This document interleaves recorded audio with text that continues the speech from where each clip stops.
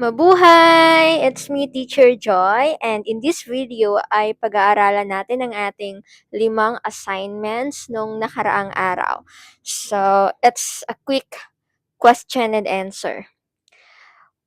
But before that, paki-like muna ang videong ito and subscribe sa ating YouTube channel or di kaya follow po kayo sa FB account natin para ma-notify kayo sa mga panibagong videos natin. Okay? Thank you so much. And quick invitation para sa lahat. Our enrollment is still ongoing para sa LET at saka sa CSA. So sa lahat ng magti-take ng licensure examination for teachers and civil service exam this August and September, nag-o-offer po kami ng very affordable review sessions, and meron po kaming mga discounted promo para sa lahat, especially sa mga self-review lang, sa mga students, and also sa mga retakers and mga nanay na gusto pa rin maipasa ang exam. So, makakatulong po kami sa inyo para matupad yung inaasam nyong lisensya o di kaya yung eligibility nyo sa civil. So, para makasali kayo sa aming group, is message nyo lang po ako sa aking Facebook account, Joylyn Celestial Baro with the blue badge. So, yun lang.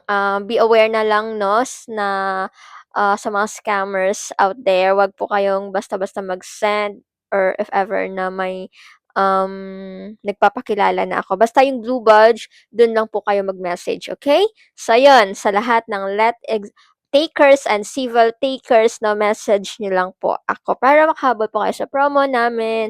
And so, thank you so much. Now, without further ado, let's start. Number 46.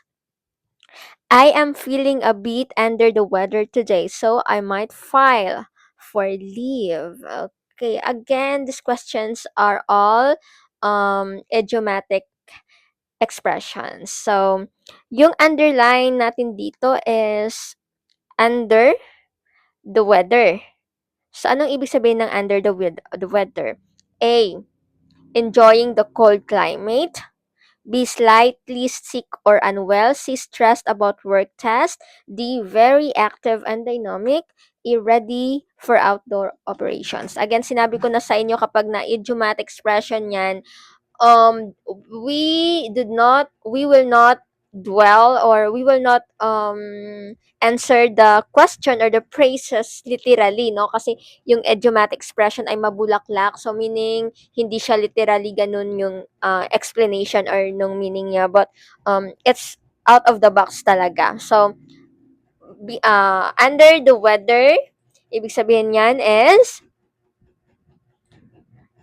slightly sick or unwell. And that is letter B, guys. Slightly sick or unwell. So, hindi maganda yung kanyang pakiramdam. So, the idiom under the weather means to feel indisposed, tired, or mildy ill. This is why the person wants to file for medical or sick leave. Kaya naman, hindi maganda yung pakiramdam niya, kaya mag-file siya ng leave, no? Ng leave or sick leave. So, letter B. Let's go. Let's move on. Number 47. Sabi dito, the project proposal was approved on the spot. Ayan, alam na alam ng lahat ito. A, after a long day. B, immediately. C, at the wrong location. D, with major revisions. E, by a small margin. Ang ating idiom dyan ay on the spot. Siyempre, very known yung idiom na yan. On the spot meaning ano? Yes. Letter B, immediately. On the spot. Kailangan agad-agad. Ngayon mismo. So, it means right then and there without delay or hesitation. On the spot, yung gagawin yung inyong group assignment. So, ngayon mismo. Okay? So, letter B. Ayan, let's go number 48. Let's call it a day since we have accomplished the core target. So, ang ating idiom words or phrase dito ay call it a day. Anong ibig sabihin ng call it a day? Let's call it a day since we have accomplished the core targets. A, name the date. B, stop working for the rest of the day. C, start a new shift. D, take a quick 10-minute break. C, check the clock calendar. Call it a day. Anong ibig sabihin nun? Let's call it a day kasi natapos tuloy, natapos nila yung kanilang target. So, ano? It's letter B. Stop working for the rest of the day. Letter B. So, natapos nila yung kanilang gagawin, accomplish the target. So, meaning, mag-rest na sila for the rest of the day. Letter B. So, yun. Call it a day means to quit working, usually because you have achieved enough or are too tired to continue. So, for example, hindi mo din naman natapos or masyado ka nang pagod sa araw na yon, call it a day. So, meaning magpapahinga ka muna. Yon, letter B ang ating tamang sagot. Okay, so tatlong B na, no, yung correct answers natin. 46B, 47B, 48B. Tingnan natin yung 49. The new accountant is still learning the ropes. The new accountant is still learning the ropes. Learning the ropes. Ayan. So, it's A, typing up office boxes. B, learning how to perform a specific job or task. C, climbing up corporate ladders. D, adjusting to low salaries. D, cleaning the server room.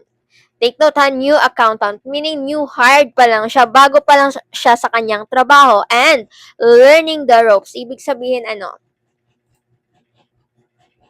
Siyempre, kung bago ka pa lang, hindi ka pa expert sa kung anong gagawin. Of course, you are learning how to perform a specific job or a task. It's a letter B. Ganon yung ibig sabihin ng learning a rope. So, you're learning yung mga tasks, yung mga job, no? Kasi bago ka pa lang. It's a nautical derived idiom that means understanding the basic procedures, skills, or operations required for a new role. Ayan. Letter A, masyado siyang literal, no? Rope, tying. So, again, kapag idiom, hindi siya literal na meaning. Okay? So, let's go. Number 50. And number 50 will be our last question. Ayan. So, magka-count na tayo ng if ilan yung nakuha nating score. Sige. He always beats around the bush when asked about the missing funds. Ano dito ang idiom natin? Beats around the bush. Itong beats around the bush, naririnig ko to before when I was in college. Our teacher saying beats around the bush. So A, speaks directly. B, avoids coming to the point. C, runs away from the buildings. D, points at other suspects. E, stays complete silent. Ano sabi dito? He always beats around the bush when asked about the missing funds. Kapag tatanungin siya about the missing funds, yung ginagawa niya, beats around the bush. So, ano kaya? Yes, tama. Letter B again. Ayan, perfect B ha. So, letter B avoids coming to the point. So, meaning, to beat around the bush is meaning to speak in an evasive or roundabout way to delay talking about a difficult or uncomfortable topic. So, meaning to say, kapag tinanong ka at you beat around the bush, parang nag-change topic ka para hindi ka ma-examine talaga or matanong talaga ng directly kung ano yung punto. You're talking another topic, ganon. So, yun, no? Beats around the bush. Yan. So, letter B ang ating tamang sagot. So, yun. Thank you so much, guys. Thank you so much for listening and for watching. So, comment nyo lang sa video ito yung inyong score. 5 out of 5, 4 out of 5. So, whatever it is, still congratulations, no? Kasi, kahit konti lang yung items is talagang you have the efforts para sagutan at nakikita ko din yung efforts nyo determination nyo para maipasa ang civil service exam this August. So, everybody, if you have some friends, families, relatives, colleagues na mag-e-exam din this August, please invite them sa ating family group chat, civil service exam, and again, nag-offer pa tayo ng enrollment and of course promo for them lalo na sa mga retakers natin, self-review and mga mommies out there, no? Message nyo lang po ako sa aking FB page, FB account, Joylyn Celestial Barro, yung may blue badge. Once again, thank you so much everyone. Bye and God bless!